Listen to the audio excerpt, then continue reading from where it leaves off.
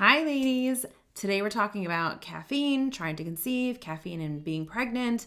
I get asked about caffeine all the time, so we're going to do a quick and dirty video all about this just for you.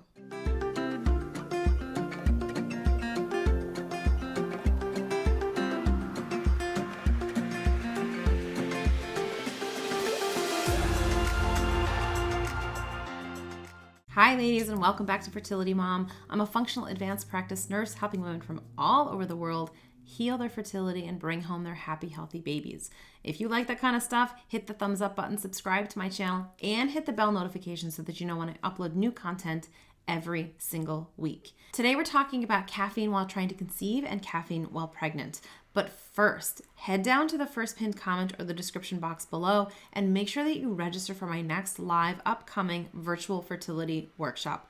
I give you tons of fertility strategy on this class. It's completely free for you to join. You'll get on, you'll be able to talk with me, I'll be able to answer your questions. And we're coming up to the end of the year here. This is the very last time I'm going to do this class this year. And it will help you in this upcoming year get your 2023 baby. So make sure you register for that class and I'll see you there. So I get asked all the time about caffeine and trying to conceive and caffeine while pregnant. And there's a lot of things to actually discuss about this topic, and it doesn't just have to do with amount of caffeine per day or a limit on this. So there's a couple of things I want to discuss. I'm going to try and do it really fast because I don't want to keep you too long. But one of the first things I want to talk about is amount of caffeine per day that you should be having when trying to conceive or when you're pregnant. You don't necessarily need to eliminate completely caffeine when you're trying to conceive. However, we will talk about some instances and why that might be the right decision for you.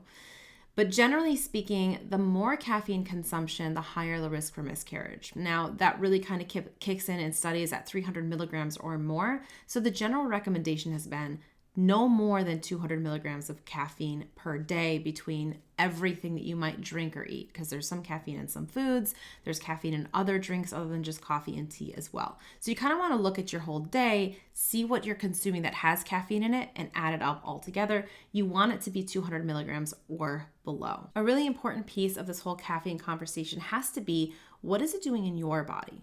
Caffeine can actually be a hormonal irritant or a disruptor for many, many women, meaning that it can make your periods longer, it can make them heavier, it can cause clots and pain and all sorts of different things. It can cause ovulatory irregularity too. It all depends on how your body specifically does with caffeine. Some women find that they do completely fine on it and there's no impact to their cycle or their periods whatsoever. They feel fine on it and that's great. Some women, however, do find that when they remove it, everything actually gets much, much better. Their cycles are better, their periods are better, they feel a lot better. And when they put it back in, their cycles revert back to what it was before. Maybe it was heavier, maybe there were more clots, maybe it was more painful. So if that's the case for you, caffeine might just be one of those things that your body doesn't process very well. And you may want to think about decreasing it and getting it out altogether for that reason. There's no need to blanket eliminate it if your body does okay with it, but you should do that experiment where you kind of take it out for a cycle or two and then put it back in to see what is it doing in your body. Now, another really important piece about this conversation regarding caffeine and trying to conceive and caffeine and being pregnant is what is actually inside that coffee or tea or that caffeinated beverage. A lot of conventional coffees are contaminated with mold and mycotoxins and pesticides, and those types of things can get into the body, cause liver burden, they can cause havoc around the body, they can cause free radical damage, all of those types of things, inflammation. You know I'm big on inflammation, right? This is the stuff that we want to eliminate as best we can.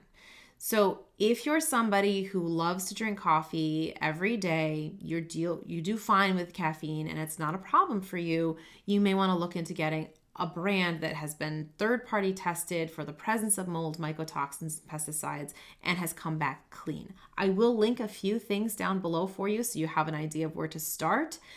The other really important piece about drinking coffee or tea or that kind of thing while trying to conceive or pregnant is the fact that if you do decide to take out caffeine and you go for decaffeinated coffee, you want it to be decaffeinated using the Swiss water method.